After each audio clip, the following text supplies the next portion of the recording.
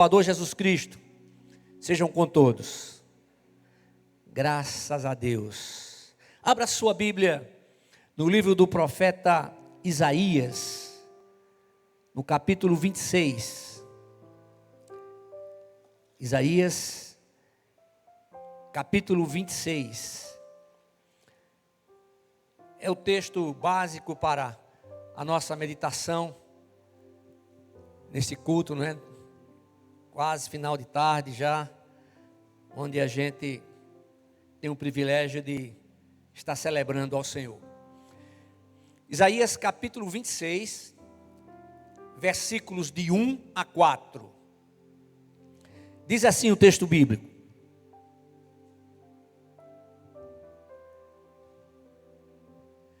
Naquele dia se entoará este cântico na terra de Judá. Temos uma cidade forte. Deus colocou a salvação por muros e colunas. Abri as portas para que entre a nação justa, que obedece à verdade. Tu conservarás em perfeita paz aquele que tem seu propósito firme em ti, porque confia em ti. Confiai sempre no Senhor, porque o Senhor Deus é rocha eterna. Amém? Confiai sempre no Senhor, porque o Senhor Deus é rocha eterna. Glórias ao nome de nosso Deus. Meus amados irmãos, o capítulo 26 de Isaías, ele fala sobre ação de graças e louvor a Deus. Louvor e ação de graças. E o versículo 4, ele enfatiza a confiança que precisamos depositar em Deus. E somente nele nós encontramos a fortaleza indestrutível, impenetrável pelos inimigos. Ele é o único lugar de refúgio e proteção perenes. Não há nenhuma dúvida da determinação do Senhor em nos guardar, em nos proteger, em fazer com que estejamos aprendendo os seus princípios, e Ele nos dá todas as condições para que possamos colocá-los em prática em nossa vida diária. Eu tenho dito aos irmãos que Deus jamais exigirá qualquer coisa de um dos seus filhos que seja impossível de ser realizada. Nós não podemos estar em todo o tempo fazendo as coisas conforme a nossa vontade, conforme o que pensamos. Nós temos que estar em todo o tempo agindo conforme o Senhor tem nos ensinado, conforme a sua palavra nos transmite. No Antigo Testamento, para demonstrar poder e soberania, Deus é comparado a uma rocha. E rocha é massa de pedra compacta, muito dura, coisa firme, sólida, inabalável. A rocha também dá a ideia de algo indestrutível. E essa comparação transmite a simbologia da eternidade de Deus. No Novo Testamento, Cristo é declarado como sendo a rocha. E lá em 1 Coríntios, no capítulo 10, versículo 4, nós lemos: E todos beberam da mesma bebida espiritual que os acompanhava. E essa rocha era Cristo. Aleluia. O Senhor está desde o início. O Deus eterno existe muito antes de todas as coisas serem criadas. E o Deus que criou todas as coisas é maior do que todas elas. Ele tem todo poder. Eu tenho repetido, eu tenho falado para os irmãos que tudo em Deus é absoluto. O seu amor, a sua graça, a sua misericórdia, a sua justiça. Meus amados irmãos, a igreja tem que estar edificada em Cristo e não em Pedro. Cristo é a rocha. Pedro foi fragmento de rocha. Então é Cristo quem constrói a igreja. Cristo é sua cabeça e fundamento. E o apóstolo Paulo argumenta que Cristo foi rocha durante a peregrinação de Israel no deserto, conforme o texto do profeta Isaías. Então, no Antigo Testamento, Deus se declara como o único Salvador. E no Novo Testamento revela-se como o Deus que se fez carne e habitou entre nós. Como eu gosto de pensar que Deus nos conhece não somente como Criador, mas Ele nos conhece como aquele que se fez carne e habitou entre nós. Gerado pelo Espírito Santo, nascido de uma virgem. E o Senhor veio e em tudo foi tentado, mas em nada cedeu à tentação. Deixa eu dizer uma coisa para vocês. Todos vocês sabem, vocês estão nos acompanhando na multimídia. Nós, crentes, servos do Senhor, nós temos Maria no elevadíssimo grau de consideração. Exemplo de mulher, exemplo de mãe, exemplo de pessoa. Deus escolheu aquela jovem para ali, no seu ventre, ser gerado o seu filho unigênito. Mas em lugar nenhum das Sagradas Escrituras nós encontramos qualquer referência que devemos adorar, clamar a Maria. Não. Nós devemos adorar, devemos clamar ao Senhor eterno. E lá nas bodas de Caná da Galileia, ela nos dá um exemplo extraordinário. Quando ela procura ao Senhor Jesus, e ela comunica a falta de vinho, e ela diz para os responsáveis: façam tudo o que ele disser. E isso continua sendo válido em nossos dias. Nós devemos fazer tudo quanto o Senhor disser. Quando nós analisamos e lemos o Antigo Testamento, o Novo Testamento, as pessoas começam a fazer algumas perguntas sobre as atitudes de Deus no Antigo Testamento e no Novo Testamento. O Deus do Antigo Testamento é o mesmo do Novo. Ele não mudou. A diferença está em seu agir. A nova aliança é o período no qual vivemos depois da vinda do Messias. E na nova aliança, a sua graça é revelada em Cristo Jesus, o seu Filho unigênito. Efésios capítulo 2, versículos 8 e 9. Porque pela graça sois salvos, por meio da fé. E isso não vem de vós, é dom de Deus. Não vem das obras, para que ninguém se orgulhe. Aleluia. E aí o Senhor nos ensina, o Senhor nos mostra que o sangue de Jesus Cristo, seu Filho, Ele nos purifica de todo pecado. Jesus se ofereceu uma única vez. O seu sacrifício foi único, é único e continua válido e continuará válido eternamente. Ali no Calvário Ele levou sobre si as nossas dores, as nossas feridas, os nossos pecados, as nossas iniquidades. Ele levou a mim e a você lá no Calvário. Muito antes da gente existir. E ao se ressuscitar, nós ressuscitamos com Ele para um novo tempo em sua presença. Deixe-me fazer a primeira pergunta. Meu irmão, minha irmã, aí entre você e Deus, como é que você está vivendo? Como tem sido o seu viver? Uma sucessão, dia após dia, tudo a mesma coisa? Quando nós permitimos e aceitamos o trabalhar do Espírito de Deus, as mudanças começam a ocorrer na nossa vida. E essas mudanças não ocorrerão conforme a vontade do próximo, mas conforme a vontade do Senhor, dentro daquilo que Ele tem planejado para a nossa vida.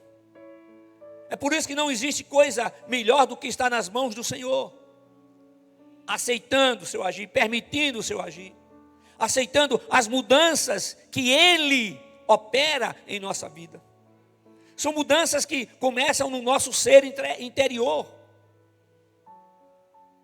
E o Senhor nos mostra que nós fomos criados com muito amor, nós fomos criados com alegria. No momento de nos criar, o Senhor disse: façamos o homem à nossa imagem e semelhança. Até aquele momento, tudo tinha sido ordenado, e tudo tinha sido criado através da palavra. Quando nós aprendemos que Deus está na eternidade, aprendemos também que muito antes de tudo ser criado, Ele já nos conhecia. Ele já sabia das nossas fraquezas, das nossas dificuldades, quantas vezes infidelidade diante do Senhor.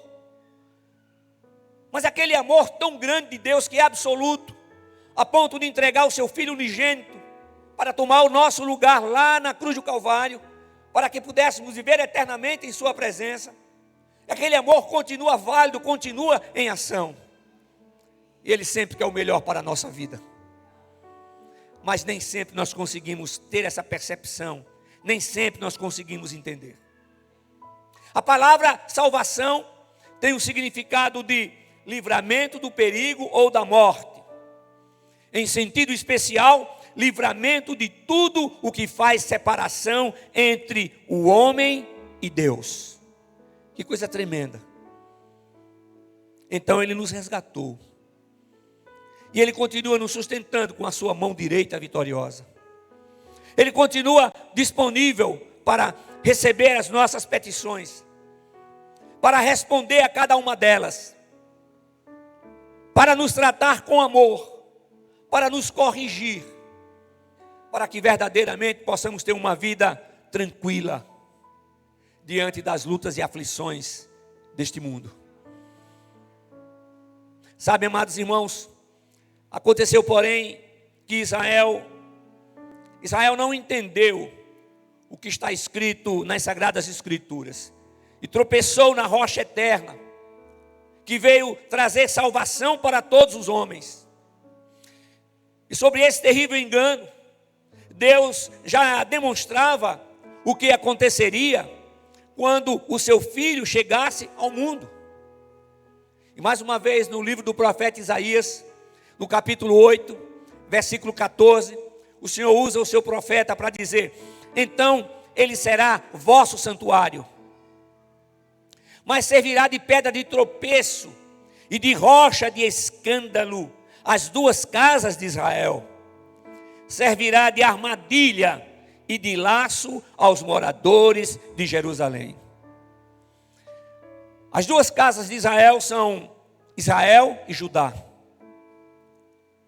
O apóstolo Pedro e o apóstolo Paulo, eles citam essa passagem e aplicam a queda de Israel pela sua rejeição.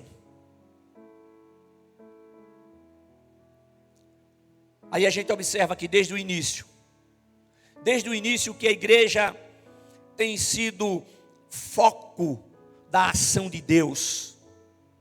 Desde o início que a igreja tem sido um instrumento usado por Deus para levar a sua palavra a todo mundo. É a determinação do Senhor aos seus discípulos: ide e pregai o evangelho a toda criatura. Amados irmãos, só existe um perfeito: Jesus Cristo, o homem. Nós somos falhos, nós não somos perfeitos, mas quando estamos com o nosso olhar fixo em Cristo, verdadeiramente nós podemos ter uma vida que pode servir de modelo para quem está junto, para quem está conosco, para quem está nos observando. É uma responsabilidade muito grande, e onde quer que estejamos, nós precisamos verdadeiramente testemunhar do Senhor eterno, testemunhar do seu amor, testemunhar do seu poder, testemunhar da transformação que Ele opera na vida de todo aquele que nele crê e está disponível para o seu agir. E o trabalho que a igreja tem feito também inclui a Israel. E há mais de 2000 anos que a igreja tem sido sal da terra e luz do mundo, proclamando o evangelho de Jesus Cristo em todos os lugares, proclamando o evangelho do Senhor Jesus a tempo e fora de tempo. Como igreja do Senhor, a nossa maior pregação é o nosso testemunho. Segunda pergunta: como está o seu testemunho dentro da sua casa? Como está o seu testemunho no lugar onde você reside? No seu trabalho, no trânsito, esse trânsito maravilhoso da cidade de Maceió. Que bênção. A gente quase não anda. Como tem sido o seu testemunho? Nós precisamos em todos os momentos estar testemunhando de que verdadeiramente servimos ao Senhor eterno. Precisamos reconhecer as nossas falhas. E ter coragem, ter hombridade para voltar atrás e pedir perdão. Mas precisamos nos lembrar que Deus conhece o nosso coração. Ele conhece todas as nossas intenções. Ele conhece o que ainda desconhecemos com relação a nós mesmos. Ele tem preparado o melhor. Mas ter preparado o melhor não significa uma vida perfeita, uma vida no mar de rosas. Não, Ele não nos prometeu isso. Jesus Cristo se identificou como o Filho unigênito do Deus eterno, sendo o único que leva o homem a Deus. Lá no Evangelho de João, no capítulo 14, versículo 6, Jesus diz: eu sou o caminho, a verdade e a vida. Ninguém vem ao Pai, senão por mim. Mas deixa eu voltar à primeira pergunta. Como você está vivendo? Como você tem vivido nos últimos tempos? Você tem verdadeiramente dependido do Senhor? Nós precisamos viver a cada momento dependendo mais e mais do Senhor. A promessa que Jesus Cristo fez aos seus discípulos é que um dia retornaria pessoalmente para levar todos os crentes de uma vez para a casa do Pai. E esse acontecimento é um mistério, será único, chama-se arrebatamento. E o Senhor nos ensina que como igreja nós precisamos estar prontos, precisamos estar preparados, porque não sabemos qual será o momento do toque da trombeta, ou qual será o momento que o Senhor nos chamará. Há alguns anos eu tive uma visão extraordinária. Deus, no seu amor, na sua graça e sua misericórdia, Ele me falou de uma forma muito direta, que não podia negar. Uma vez que não acreditava muito de que Deus falava com a gente. Eu fui criado numa igreja evangélica, onde aprendi muito, e continuo amando aquela igreja. Os meus pastores, pastor por mais tempo, pastor que me batizou, casou, apresentou os meus filhos, pastor José Tavares de Souza, que já está na glória. E ali na primeira igreja eu aprendi os princípios bíblicos. Eu e minha família, meus irmãos, meus pais, fomos ensinados ali. Mas cada pessoa precisa ter a sua experiência com o Senhor. E eu entendo que o Senhor, sabendo disso, no momento em que eu estava passando pela verdadeira experiência do novo nascimento, o Senhor me deu algumas visões, e foram visões extraordinárias, muito importantes para a minha vida naquele momento, para aquilo que o Senhor estava querendo fazer na minha vida, porque já tinha alguns anos que eu dizia não. Ele me deu uma visão tremenda, e a visão foi de um lugar onde o piso era como se fosse um piso único, era um branco diferente, assemelha-se um pouco a quando a gente vê aquela pista de gelo, né? Ali tem uma semelhança parecida, não é semelhança, bem longe. E aí o Senhor me mostrou anjos e mais anjos formados, um grande exército. E as vestes, elas, é como se fosse um vento, mas era tudo em ordem ali. E o Senhor me disse: os meus anjos estão formados, aguardando apenas o toque da trombeta do Pai para arrebatar a minha igreja. Que coisa linda, maravilhosa. E aí, irmão, se numa visão tão simples, nós somos levados a estar diante do Senhor, agradecendo por sua bondade, por sua misericórdia, por sua graça. Quanto mais nós devemos pela vida, a vida que Ele nos dá. Nós estamos aqui porque o Senhor tem nos guardado, tem nos protegido. O Senhor não nos deu espírito de medo. Ele tem o melhor está reservado para nós. A vida na terra, ela é como um sopro, início, meio e fim. Acabou. Mas nós temos a garantia de estar eternamente em sua presença. Então vale a pena rejeitar tudo que o mundo tem como normal, como natural, mas que é contrário aos princípios contidos nas Sagradas Escrituras. Nós não sabemos quando o arrebatamento acontecerá. Não existe alguma coisa prévia do arrebatamento. Há algumas, pelo menos 3 correntes teológicas, que se diz que a igreja não estará no período da grande tribulação. Já outros dizem que a igreja será arrebatada depois da grande tribulação. Já outros dizem que a igreja será arrebatada durante a grande tribulação. Eu creio que será antes. Por uma série de motivos.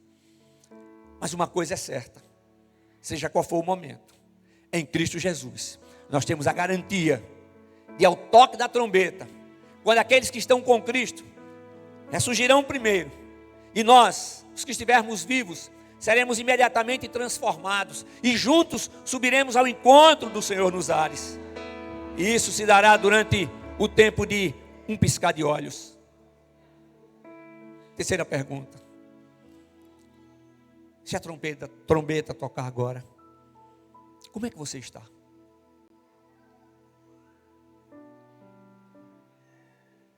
Vai ouvir o toque da trombeta? E se o Senhor chamar você agora,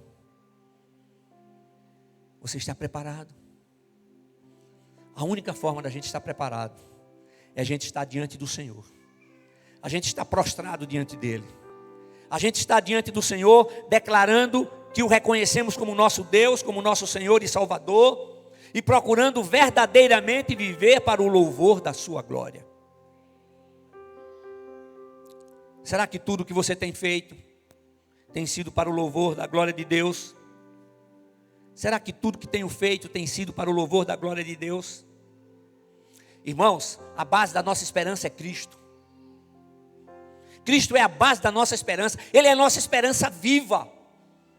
A nossa esperança não é a última que morre. A nossa esperança venceu a morte, ressuscitou ao terceiro dia com as chaves da morte e do inferno. E hoje, assentado à direita de Deus o Pai, como Deus o Filho, intercede por nós. Aleluia.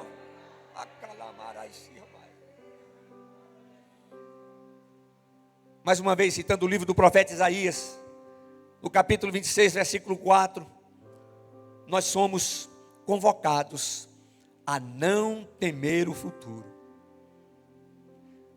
Confiai sempre no Senhor, porque o Senhor Deus é rocha eterna. Final do nosso texto básico. Confiai sempre no Senhor, porque o Senhor Deus é rocha eterna. 2022 já chegou. Estamos no último domingo do mês de janeiro. Amanhã será o último dia do mês de janeiro. Entraremos no segundo mês. Já no próximo domingo estaremos celebrando nos 3 cultos a ceia do Senhor. Já a segunda ceia do ano. O que nós esperamos no ano de 2022? Nós temos declarado que será o melhor ano da nossa vida. Nós temos declarado por fé. E essa declaração que fazemos por fé, a certeza absoluta da presença do Senhor, não significa ausência de lutas, de provações, não. As lutas sempre existirão. Mas o Senhor Deus é conosco. Ele não esquece, Ele não desampara. Amados irmãos, a rocha eterna que é Cristo, nos fez promessas de valor eterno. E todas as promessas feitas por Jesus estão sendo cumpridas. E há promessas especiais para todos aqueles que o recebem como o Senhor, o único e suficiente Salvador. E a maior delas é a salvação. É a promessa que nos alcança agora em vida. O Senhor nos transforma em vida e eternamente nos garante que estaremos face a face com Ele. Então vale a pena dizer não a tudo aquilo que o mundanismo diz que é bom, que é maravilhoso, que é essencial, mas que a palavra de Deus diz que não vale nada, não corresponde àquilo que o Senhor tem para todos nós. Salvação é eterna. E uma vez salvos, passamos a ser templos do Espírito Santo de Deus. Somos justificados no momento da nossa conversão. E a busca da santificação é algo que buscamos a cada dia, depende de cada um. Mas a justificação é para todos. E a promessa do Senhor alcança a todos aqueles que estão em Cristo Jesus. O que você tem profetizado para a sua vida? O que você tem declarado? Minha vida é ótima, Senhor. Obrigado, Pai querido, porque diante de tantas dificuldades, o Senhor tem me colocado de pé, me sustentado. O Senhor tem provido as minhas necessidades. Estou falando isso como servo do Senhor. Você tem dito isso ao Senhor? Obrigado, Senhor, pela profissão que o Senhor me deu. Obrigado, Pai amado. Obrigado por Tua presença. Obrigado pelo maná que tem chegado todos os dias e não tem faltado. Obrigado pela saúde dos meus filhos. Obrigado pela saúde dos meus pais. Obrigado pela saúde que o Senhor tem me dado. Irmãos, quantas coisas nós temos para agradecer ao Senhor. Quando reconhecemos que verdadeiramente Ele é aquele que nos concede a vida. Sabe, irmãos, como o templo do Espírito Santo, aqueles que reconhecem e aceitam a Jesus Cristo como Senhor único e suficiente Salvador, não são todos que são templo do Espírito Santo, não. Somente, a Bíblia diz que somente aqueles que recebem, que declaram a Jesus Cristo como Senhor único e suficiente Salvador. Isso significa obedecer aos seus princípios, viver em submissão e sob a orientação do seu Santo Espírito. Não podemos nos esquecer que o Senhor jamais nos dará uma estratégia ou uma orientação para que venhamos a fazer alguma coisa contra os seus princípios. Não, de jeito nenhum. Somente em Cristo Jesus nos tornamos uma nova criatura e recebemos do Senhor um novo coração. Não é um coração físico, uma bomba que está aqui bombeando sangue, não. É um novo coração em termos espirituais. Um novo coração, um coração que se sensibiliza, que se prostra diante do Senhor, que reconhece que somente Ele é Deus. Um novo coração que está determinado a procurar viver realmente para o louvor da glória de Deus. Aleluia. Um novo coração que tem grande satisfação estar na casa de oração para louvar, adorar o nosso Deus. Então, irmãos, nós temos incontáveis razões para confiar plenamente no Senhor. Lá no Salmo 46, versículo 1, o salmista faz a seguinte declaração: Deus é nosso refúgio e fortaleza, socorro bem presente na angústia. Amém? Aleluia. O poder, vejam só, o poder e o conhecimento de Deus controlam o universo. E o inimigo da nossa vida quer fazer com que a gente pense que Deus perdeu o poder e que Ele perdeu o controle. Ele não perdeu nada, nada disso. Os únicos no universo que têm direito concedido por Deus para fazer escolhas somos nós, seres humanos.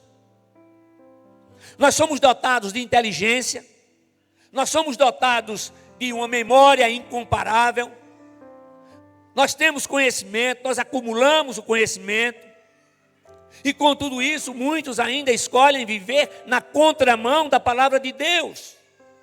Mas aquele que é uma nova criatura em Cristo Jesus, confia plenamente em Deus.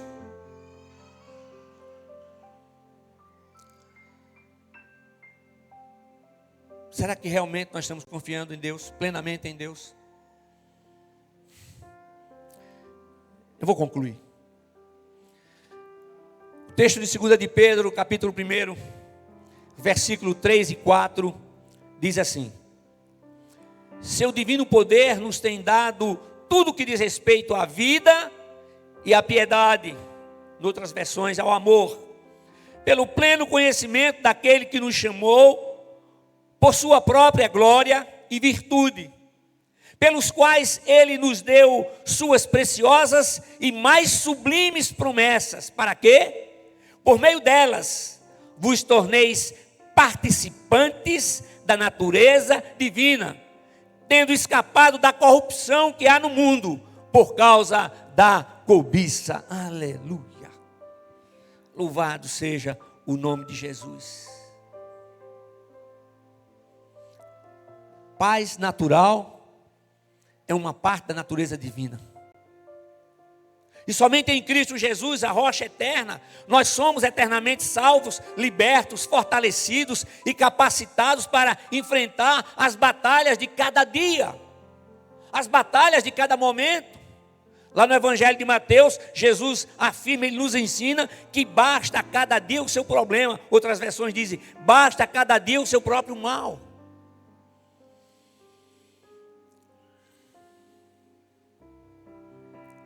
Aí onde você está? Você tem falado com o Senhor sobre, tem apresentado a Ele os seus planos, os seus propósitos?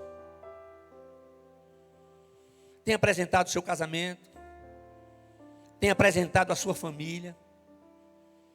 Tem apresentado a sua vida diante do Senhor? As notícias estão aí, são as mais terríveis. Mas não esqueça que Deus não nos deu espírito de medo. Não. Meu irmão, minha irmã, confiai sempre no Senhor, porque o Senhor Deus é rocha eterna. Diga comigo, confiai sempre no Senhor, porque o Senhor Deus é rocha eterna. Então, diante da luta, diante da tribulação, declara e diz: a minha confiança está no meu Deus, a minha confiança está no meu Senhor, pois Ele é a rocha eterna. Nós temos a garantia do Criador do universo, que mesmo sendo infiéis, Ele permanece fiel sempre, porque não pode negar-se a si mesmo. Igreja amada do Senhor, em Cristo Jesus nós somos orientados pelo Espírito Santo a sempre confiar e aguardar o agir divino, que todas as vezes ocorre para o nosso bem. Mas eu me atrevo a dizer, mas raramente nós percebemos de imediato que a ação divina está sendo para o nosso bem.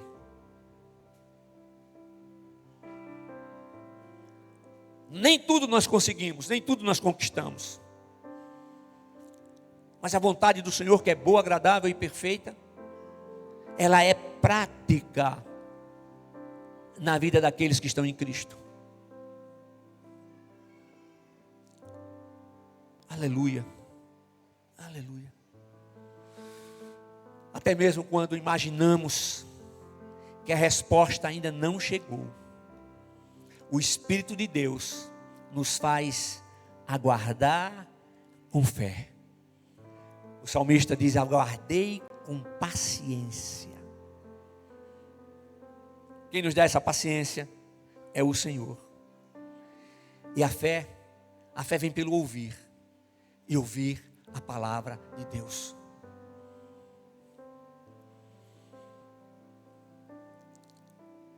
E você, meu amigo, minha amiga, você que ainda não declarou a Jesus Cristo como Senhor, único e suficiente Salvador, o que você está esperando?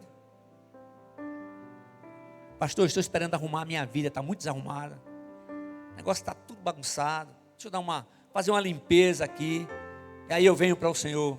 Deixe-me dizer uma coisa, não faça isso não, porque o Senhor é especialista em limpeza, em arrumação e em transformação.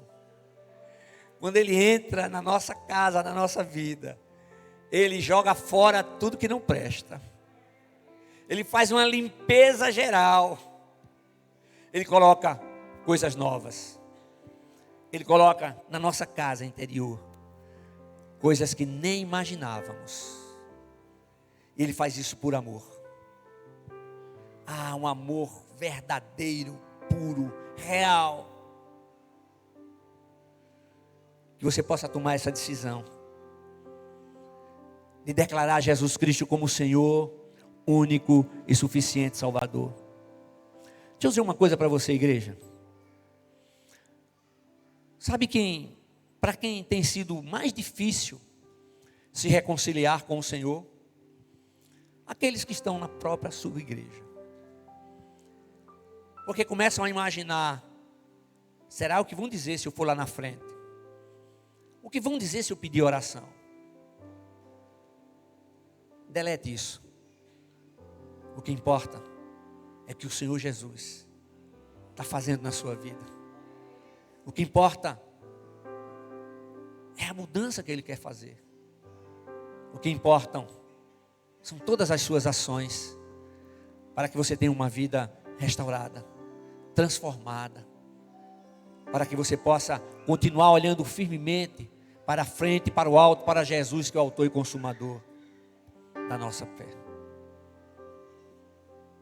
Se você puder, feche seus olhos e ore ao Senhor, apresentando a sua vida, se colocando disponível para Ele, declarando que verdadeiramente a sua confiança está no Senhor. Ele tem poder para mudar circunstâncias. Ele coloca amor onde não existe mais amor. Ele coloca atração onde não existe mais atração.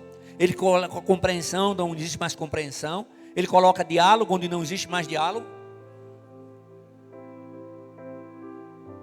Que texto maravilhoso. Jeremias 32, 27. Onde ele diz: eu sou o Senhor, o Deus de toda a humanidade. Porventura haveria alguma coisa demasiadamente difícil para mim? Ele se apresenta, ele se identifica, ele pergunta e ele responde. Não existe nada impossível para o Senhor. Que Deus te abençoe, no nome de Jesus. E nunca esqueça: confiai sempre no Senhor. Fiquemos todos de pé. Equipe de louvor. Eu nada temerei, em frente eu irei, pois eu sei que vivo estás, e um dia voltarás do céu pra nos buscar, pra sempre reinarás, aleluia.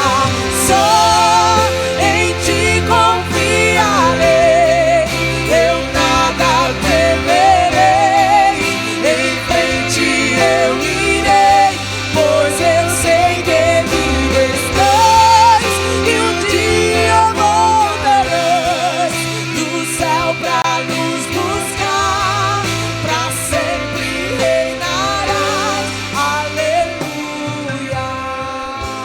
Antes de orar, como sempre fazemos, preciso perguntar se há alguém neste lugar que, tocado pelo Espírito de Deus, deseja entregar a sua vida a Jesus,